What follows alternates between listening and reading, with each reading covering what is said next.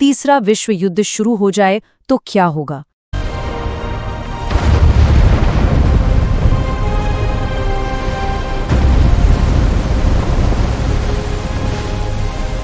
आज रात ठीक 2 बजे एक जोर का अलार्म बजता है, पर यह सुबह जगाने वाला अलार्म नहीं है। ये एक चेतावनी है, एक ऐसी चेतावनी जो शायद हमारी दुनिया को हमेशा के लिए बदल सकती है। आज हम इसी बहुत गंभीर सवाल को समझने की कोशिश करेंगे कि अगर आज रात तीसरा विश्व युद्ध शुरू हो जाए तो क्या होगा। फोन पे एक मैसेज आता है, इमरजेंसी अलर्ट, न्यूक्लियर अटैक होने वाला है। और इसके ठीक बाद बत्ती गुल, इंटरनेट ठप, बैंक बंद। और जब खिड़की से बाहर देखते हैं तो आसमान में सैकड़ों मिसाइलें दिखती हैं। हमारी ये जो मॉडर्न दुनिया है ना, वो बस कुछ ही मिनटों में बिखर जाती है। और ये कोई फिल्मी कहानी नहीं है, ये वो हकीकत हो सकती है जिसका खतरा हमारे ऊपर मंडरा रहा है। देखिए, कई एक्सपर्ट्स चेतावनी दे रहे हैं कि साल 2026 में पूरी दुनिया में एक बड़े युद्ध का खतरा पहले से कहीं ज्यादा है। तो चलिए आज इसी को थोड़ा और गहराई से समझते हैं कि आखिर ये खतरा कितना असली है और इसकी वजहें क्या हैं। तो सबसे पहले ये समझना बहुत ज़रूरी है कि आज हमारी दुनिया बंटी हुई कैसे है। वो कौन सी भू राजनीतिक दरारें हैं जो एक इतने बड़े संघर्ष की वजह बन सकती हैं। मोटे तौर पर देखें तो दुनिया की बड़ी ताकतें दो खेमों में बटी हुई दिखती हैं। एक तरफ है अमेरिका और उसके सहयोगी जैसे नेटो देश, जापान, ऑस्ट्रेलिया और इजराइल, और दूसरी तरफ खड़ा है चीन और रूस का एक गुट जिसमें ईरान और नॉर्थ कोरिया जैसे देश भी शामिल हैं। और इन्हीं दोनों खेमों के बीच बढ़ता हुआ तनाव असल में सबसे बड़ी चिंता की बात है। तो आखिर वो कौन सी चिंगारी हो सकती है जो इस बारूद के ढेर में आग लगा दे? देखिए, इसके कई कारण हो सकते हैं। हो सकता है चीन ताइवान पर हमला कर दे, या फिर रूस की सीधी टक्कर नेटो की सेनाओं से हो जाए, मिडल ईस्ट में ईरान इजराइल का तनाव एक नए लेवल पर पहुंच जाए, या फिर भारत और पाकिस्तान के बीच कोई बहुत बड़ा टकराव हो जाए। इनमें से कोई भी एक घटना एक वर्ल्ड वॉर की शुरुआत करने के लिए काफी है। और अगर युद्ध छिड़ गया तो पहले 72 घंटे सबसे ज्यादा भयानक होंगे। ये वो वक्त होगा जब लड़ाई आम तरीकों से शुरू होकर एक महाविनाश का रूप ले लेगी। पहले कुछ घंटों में शुरू होगा cyber war. Internet, power grids और बैंकिंग सिस्टम सब पर हमला होगा, जिससे पूरा समाज एकदम ठप पड़ जाएगा। और अगर इसके बाद न्यूक्लियर बटन दबा तो एक स्टडी के मुताबिक अमेरिका और रूस के बीच एक फुल स्केल न्यूक्लियर वॉर के सिर्फ पहले 72 मिनट में ही करोड़ों लोग मारे जा सकते हैं। तीसरे दिन तक जब सारा इंफ्रास्ट्रक्चर तबाह हो चुका होगा, समाज पूरी तरह से टूट जाएगा। हर तरफ सिर्फ अफरा तफरी और अराजकता होगी, और जाहिर है बड़े शहर और इंडस्ट्रियल इलाके ही मुख्य निशाने पर होंगे। लेकिन युद्ध का सबसे भयानक असर तो इन मौतों के बाद शुरू होगा।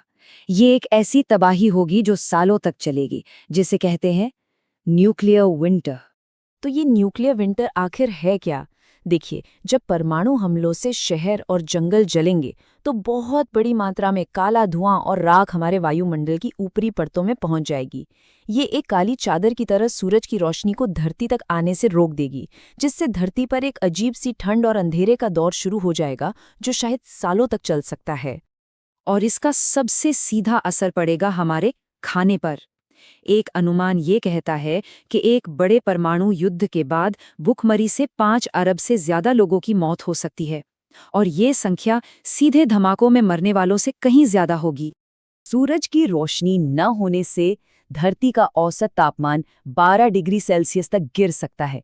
सोचिए, ये दुनिया को एक नए हिमयुग, एक नए आइस एज जैसी हालत में धकेल देगा, जहां कुछ भी उगाना लगभग नामुमकिन हो जाएगा। ये आंकड़े इस तबाही की तस्वीर को और भी साफ कर देते हैं। गेहूं की फसल 90%, चावल 70% और मक्का 50% तक खत्म हो जाएगा। मतलब हमारे खाने के जो मुख्य स्रोत हैं वो लगभग खत्म हो जाएंगे और पूरी दुनिया में भूखमरी फैल जाएगी। और बस इतना ही नहीं, इसके बाद पर्यावरण की तबाही का एक ऐसा सिलसिला शुरू होगा जिसकी हम कल्पना भी नहीं कर सकते। बारिश में भारी कमी आ जाएगी, ओजोन लेयर को नुकसान होगा, जिससे खतरनाक यूवी रेडिएशन सीधा धरती तक पहुंचेगा, और नतीजा कैंसर और जन्म से जुड़ी बीमारियों के मामले तेजी से बढ़ेंगे। इस भयानक तस्वीर को देखने के बाद मन में एक ही सवाल उठता है कि क्या इससे बचा जा सकता है? इस तबाही के बाद की हकीकत क्या होगी और क्या इसके लिए कोई तैयारी की जा सकती है? एक कड़वी सच्चाई ये है कि कोई भी देश असल में एक फुल स्केल ग्लोबल वॉर नहीं चाहता। इसकी वजह है म्यूचुअल अश्योर्ड डिस्ट्रक्शन का सिद्धांत। इसका सीधा सा मतलब है कि अगर एक देश हमला करता है तो दूसरा देश जवाबी हमले में उसे पूरी तरह तबाह कर देगा। मतलब इस जंग में कोई विजेता होगा ही नहीं, सिर्फ तबाही होगी। और शायद यही डर अब तक इस महाविनाश को रोके हुए है। लेकिन हाँ, किसी भी बड़ी आपदा के लिए तैयारी रखना हमेशा एक समझदारी की बात है। कुछ जरूरी कदम उठाए जा सकते हैं, जैसे घर में 2 से 4 हफ्तों का खाना, पानी और जरूरी दवाइयां रखना। अपने सभी जरूरी दस्तावेजों को एक सुरक्षित जगह पर सहेजना, परिवार के साथ एक इमरजेंसी प्लान बनाना और सबसे जरूरी, अफवाहों से बचने के लिए सिर्फ भरोसेमंद न्यूज़ पर ही विश्वास करना। तो आखिर में सवाल ये है कि आगे का रास्ता क्या है? और ये सवाल सिर्फ किसी एक देश के लिए नहीं, बल्कि पूरी दुनिया के लिए बहुत जरूरी है।